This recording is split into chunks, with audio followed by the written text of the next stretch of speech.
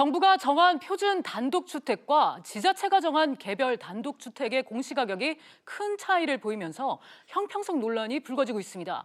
급기야 정부가 공시가격 적정성에 대해서 조사에 나서는데요. 관련해서 두 분과 짚어봅니다. 두성규 한국건설산업연구원 연구위원 그리고 정현태 세무사 나오셨습니다. 어서 오세요. 안녕하세요. 네. 안녕하십니까? 먼저 세무사님, 네네. 이 개념부터 정리를 해야 될 것 같아요. 개별주택 공시가격 그리고 표준주택 공시가격 정확히 어떻게 다른 건가요? 네, 표준주택 공시가격과 개별주택 공시가격은 말이 좀 어려운데요. 네. 일단 표준주택 공시가격이 기준이 된다라고 이해하시면 됩니다. 예.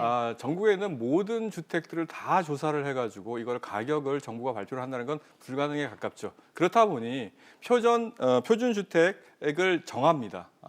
이건 좀 극소수가 될 겁니다. 그게 뭐 이제 한 20% 되겠죠. 네. 이런 주택은 그 국토부의 위임을 받은 한국감정원이라는 기관에서 이거를 정하게 되고 요거에 근거해서 이제 지자체에서 이제 개별주택 공시 가격을 매기는 절차를 하게 됩니다. 네. 그런데 이제 지금 두 기관 간의 어떤 이견 차이인지는 모르겠으나 어쨌든 이런 문제가 발생했다라는 것이죠. 그렇군요. 네. 두 박사님, 예. 그러니까 지금 기준이 되는 표준주택 공시가는 정부가 예. 한 것이고 예. 개별주택 공시가는 지자체가 한 건데 이렇게 따로 책정하는 이유가 있나요? 네, 가장 기본적으로는 이 제도가 공시가격 제도가 도입이 2005년도에 도입이 됐는데요. 네. 공동주택과 단독주택에 도입될 때 그때 당시까지는 행정자치부에서 담당을 하고 있다가 이 부분들을 그 당시는 국토해양부, 지금은 국토교통부 쪽으로 이관이 되면서 전체적으로 어떤 표준 단독주택이 아닌 개별적인 단독주택에 대해서는 해당되는 지역의 시군구에서 가장 잘 여러 가지 그 주변 상황이라든지 주거 상황들을 잘 알 수 있고 정확하게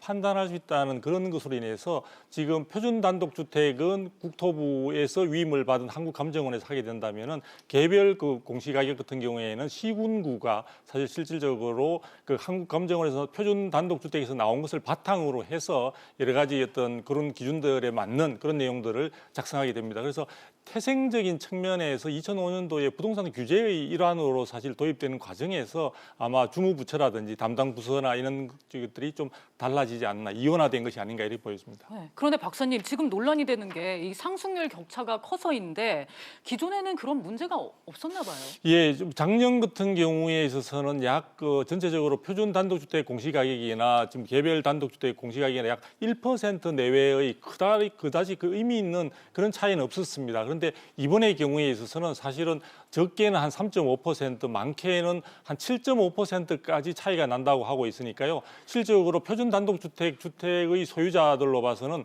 상당히 부담스러울 뿐만 아니라 그로 인해서 우리가 한 60가지의 여러 가지 항목들에 영향을 미치는 보유세뿐만 아니라 영향을 미치다 보니까 네. 이것으로 인해서 뒤에 이어질 어떤 후폭풍, 파급 효과는 굉장히 크기 때문에 이로 인한 어떤 불만들이 많이 터져 나오는 것 같습니다. 그렇군요. 세무사님, 그럼 이 상황을 어떻게 정리를 해야 할까요? 정부의 공시가 현실화 노선에 지자체가 반발하고 있다 이렇게 봐야 합니까? 부동산이라는 거는요. 네. 길 하나만 건너도 사실은 가격 차이가 많이 날 수밖에 없는 개별적인 특성을 가진 자산입니다. 네. 그렇기 때문에 그렇지만 표준 이제 주택하고 그다음에 옆에 있는 이제 개별 주택하고 그렇게 많이 차이가 나서는 사실은 안 되는 것이죠. 보통 보면은 이제 세금을 부과하는 기준으로 봤을 때 우리가 예측 가능성과 법적 안정성을 예를 들지 않습니까? 그렇듯이 이거는 그 납세자한테 좀 신뢰를 저버리는 행동이 될 수가 있기 때문에 네. 이 두 부처가 잘 합의하는 게 중요하다. 개별성은 있으나 그것이 다는 아니고 또 제가 봤을 때는 이 개별주택 공시 가격의 대상이 되는 분들은 좀 자유롭게 자기네들이 주택 가격이 공시된 것에 대한 이의 신청이라든지 뭐 이런 제도를 통해서 자기 목소리를 낸 반면에 이 표준주택은 정부에서 어쨌든 결정을 해서 내려온 거기 때문에 이의 신청을 한다고 하더라도 이거를 과연 정상적으로 잘 이렇게 해줬을까 하는 약간의 의문은 있으나 이렇게 이상적인 차이 이거는 약간 좀 문제가 있지 않나 저는 개인적으로 네. 이렇게 판단하고 있습니다. 지금 세무사님이 예측 가능성 그리고 법적 안정성에 대해서 강조를 해주셨는데 두 박사님도 동의를 하십니까? 네, 충분히 동의를 합니다. 이번에 같은 경우에는 사실 단독주택의 공시 가격이 또 굉장히 많이 올랐습니다. 네. 많이 오른데 이런 부분에서 실적으로 이제 그 개별 단독주택 같은 경우에는 지역 주민들이 그것으로 인해서 부담하게 되는 부분들에 대한 아마 이 신청들이 많이 반영이 된 것 같고요. 그런 부분들이 실질적으로 다른 부분보다 단독주택은 거래량이 별로 없지 않습니까? 네. 그런 측면에서 사실 이러한 평가 자체가 굉장히 중요한 의미를 가지는데, 그리고 또 사실은 1주택자 같은 경우에는 이러한 어떤 것으로 인해서 세금 부담이라든지 각종 부담이 증가하는 데 비해서 사실 자기가 직접적으로 갖게 되는 이익이라는 것은 비실현 이익에 가깝습니다. 그러다 보니까 체감하는 부분은 없는데 부담해야 되는 것들은 늘어나는 상황이다 보니까 예. 이런 부분에 있어서 공시가격의 차이라는 것에 대해서 민감하게 반응할 수밖에 없는 그런 측면들이 있는 것 같습니다. 비실현 이익에 관련해서도 언급을 해주셨는데 세무사님, 실제 몇 달 전에도 주민들이 세부담이 너무 급격히 증가한다 이러면서 지자체가 반대 논리를 펴기도 했었잖아요. 그렇습니다. 아까 두 박사님께서 말씀하신 것처럼 이거 미실현 소득이라고 얘기하거든요. 네. 뭐냐면 재산 자체에다가 자산을 가지고 있다는 것만으로 세부담을 할 수 있는 담세력이 있다고 보기는 어려운데 네. 이것에 대해서 세금을 때린다? 그거는 결국은 어떻게 하면 주택을 팔라는 얘기일 수도 있고요. 이거는 무슨 얘기냐면 주택을 내가 임대를 하게 되면 임대소득이 있잖아요. 네. 그리고 또 거기 재산에 대해서 세금을 때리잖아요. 이것도 이중과세의 어떤 법적인 논란, 아니 이론적인 논란이 있을 수 있는 거죠. 이런 것들은 사실은 좀 신중하게, 더군다나 이게 결국 뭐 세율을 올리거나 이런 건 아니지만 이 공시 가격 자체를 조정함으로써 사실상의 엄청난 세수 증가 내지는 이렇게 세부담 증가를 초래했다는 것이죠. 그래서 그렇군요. 이런 부분들은 좀 신중하고 그다음에 형평성에 맞게 어떤 조정을 할 필요가 있지 않았나. 각자 뭐 어떤 부처의 뭐 어떤 뭐 생각이라든지 이런 것도 중요하겠지만은 네. 전체적으로 그들 부처도 결국 국민을 위해서 존재하는 건데 이런 부분들에 대해서 조정이 필요하지 않았나 하고 판단됩니다. 네, 두 박사님도 이런 이중과세에 이런 이론적 논란이 있을 수 있다 이런 의견에 대해서는 어떻게 저는 생각하십니까? 충분히 공감을 하고 네. 또 안타까운 점은 이번에 이러한 부분들에 대해서 많은 이제 민원 제기도 있고 이의 신청들이 있는 이런 상황에서 이에 대한 모든 책임들을 국토부로서 봐서는 한국감정원이나 혹은 시군구로 책임을 전가하는 듯한 느낌도 많이 받게 됩니다. 그래서 이런 부분들에 대해서 국토부가 마치 그 한국감정원에서는 조사와 감사를 지금 시행하게 하고 시군구에는 조정을 하도록 굉장히 강하게 요구하는 그런 면들을 볼 때 실제로 지금 세무사님께서 지적해 주신 그런 많은 문제점들에 대해서 국토부가 기본적인 측면에서부터 뭔가 개선을 위한 어떤 검토를 하기보다는 이런 것들을 책임 전가하는 양상처럼 보여주고 있기 때문에 제일 중요한 조세 등 이유와 관련해서 국민들에게 많은 신뢰감을 좀 잃어버린 것이 아닌가 하는 점이 상당히 안타깝게 느껴지고 있습니다. 네. 자, 지금 상황이 이렇게 되면서 표준주택을 가졌다는 이유로 세금을 더 내게 될 수 있는 상황에도 놓인 거죠. 예, 결론적으로 그렇게 돼버렸습니다. 네. 어쨌든 간에 뭐 이런 부분들은 차후에 뭐 또 제도 개선이라는 얘기를 통해서 조정할 필요가 있다라는 거를 기본적으로 말씀을 드리고요. 결론적으로 말씀드리면은 이 공시 가격을 올린다라는 것 자체가 결국은 세부담으로 이어지고요. 그 세부담은 특별히 자기 주택 가격이 높은 사람일수록 더 고율의 세금 부담을 지는 걸로 돼 있어요. 네. 세율 체계 자체가. 그렇다 보니까 좀 가진 자, 그러니까 이런 분들에 대해서 뭐 세금을 더 내면 어떠냐. 근데 같은 가진 자들라도 옆에 표준 주택을 가지고 있는 사람하고 개별 주택 가지고 있는 사람하고 네. 이것조차 이제 달라지면 이건 또 이제 참을 수 없는 인내심에 또 한계가 올 수도 그럴 수 있는 이런 있겠네요. 상황이 되는 네. 거죠. 그래서 이런 부분에 대해서는 반드시 조정을 해주는 게 네. 맞지 않나 저는 그렇게 판단하고 있습니다. 네.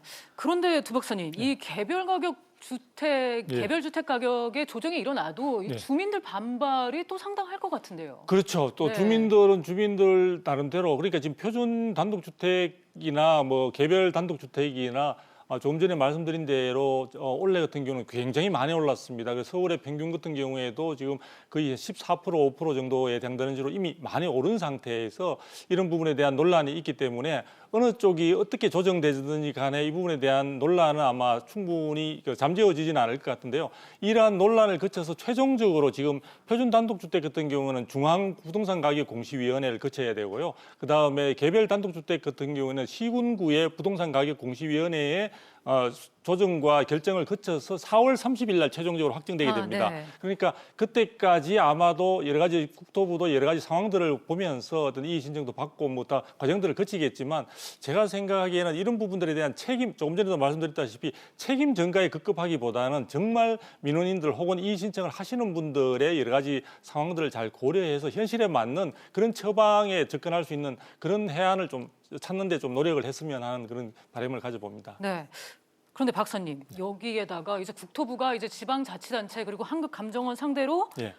점검에 나선다고 하니까 또 이럴 정도도 말이 많아요. 그렇죠. 그러니까 제가 볼 때 가장 궁극적으로 이러한 부분들이 나오게 된 것은 정부가 결국은 부동산 지금 규제 중심의 어떤 정책을 지속하기 위해서 이번에 공시가격 부분에 대해서 굉장히 압박을 가하고 있는 것이고 또 상대적으로 작년에 9.13 대책 이후에 부동산 가격은 약세 기조를 가고 있습니다. 이런 부분들이 현실과 이 가격 부분에 있어서의 어떤 갭이 굉장히 큰 차이가 있는데요.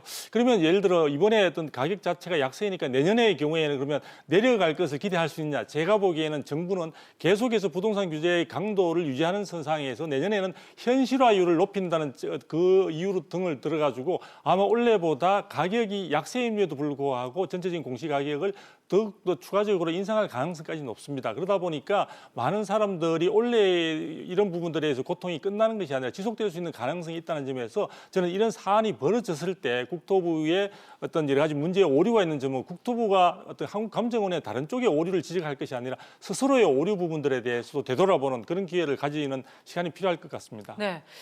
그러니까 결국은 정부의 공식화 현실화 방침이 너무 빨랐다 이런 비판의 시각이 있는 건데 세무사님도 네. 동의를 하십니까? 네, 그렇습니다. 지금 전체적으로 우리나라 경기가 하향 국면에 있고요. 더군다나 이제 보통 선행지수, 하행지수 얘기하는데 부동산 하행지수라고 얘기하거든요. 후행지수라고 얘기하거든요. 후행지수인데도 불구하고 지금 부동산 가격이 전체적으로 내리고 있는 상황입니다. 근데 현실적으로 이 공시가격이라는 걸 올림으로 인해 가지고 세부담은 늘었단 말입니다. 그렇기 때문에 더욱더 조세 저항은 거셀 것이다라는 것입니다. 앞으로 우리나라 경제가 좋아질 것이라고 예상하는 사람도 있을 수는 있겠으나 전체적으로 무역이라든지 이런 측면에서 지금 하향세를 면치 못하고 있고 더군다나 자산 이득으로 자본 이득으로 돈을 버는 사람들이 많이 이제 줄어들므로 인해 가지고 이런 문제들이 더 커질 텐데 아마도 이제 이런 부분들이 현실을 반영하지 못한다라고 하면은 큰 조세 저항에 직면할 것이다 이렇게 판단이 됩니다. 네.